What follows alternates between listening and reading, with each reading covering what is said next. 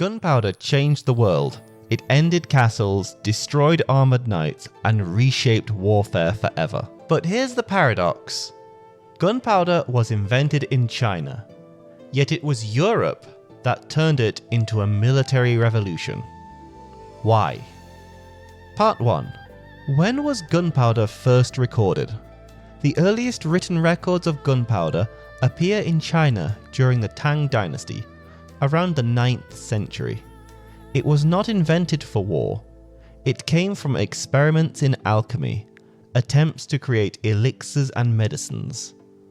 The earliest formulas were unstable and flammable rather than explosive. But soldiers quickly noticed something important. Fire could be weaponized. Part 2. The first military uses. By the late Tang and early Song periods, gunpowder began appearing on the battlefield, not as bombs or grenades, at least not in the modern sense. Early gunpowder weapons were mainly fire arrows, rockets, fire lances, and incendiary devices. These weapons focused more on burning and panic rather than destructive explosions. Part 3. Why early gunpowder was limited. Early gunpowder burnt very fast, but produced relatively low explosive force. More importantly, it could not yet be safely contained. Without strong, reliable metal barrels for cannons and firearms, gunpowder could start fires, but not fire projectiles with precision. Gunpowder's strength was in fire, smoke, noise, psychological attack. It disrupted battlefields, but it did not yet dominate them. Part 4. How gunpowder reached the West. Gunpowder travelled west through trade routes like the Silk Road, through warfare, and through cultural contact. By the 13th and 14th centuries, European states began experimenting seriously with it, and this is where things diverged. Part 5. Pressure and metallurgy in Europe. The key factor was not intelligence, it was pressure, combined with materials.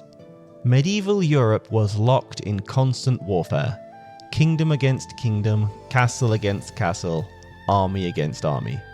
Long wars meant endless experimentation. At the same time, Europe already had strong traditions in ironworking and bell casting. These skills lent themselves well to building thick-walled metal tubes that could survive repeated explosions. Once metal barrels became reliable, primitive firearms and cannons became practical. Part 6. Why China followed a different path. China did not lack gunpowder knowledge. Chinese engineers used it earlier and in many creative ways. But after the Ming Dynasty was established, China faced a different strategic environment. There were threats, steppe forces to the north, raiders along the coast, but no continuous existential war between multiple rival states, armed at similar levels. Without constant pressure, and without the urgent need to redesign weapons around metal barrels, existing technologies were often good enough. Part 7. Technology follows necessity. This difference matters. Technology does not advance just because it exists.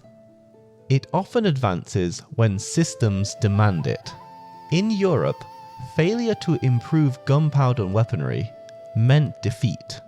In China, relative stability reduced the urgency for radical transformation. Neither path was irrational or spoke to underlying intelligence. They were responses to different pressures. Gunpowder wasn't destined to reshape the world the moment it was invented. Its impact depended on materials, institutions, and necessity. The story of gunpowder isn't about who was smarter, it was about who had the conditions that made change unavoidable.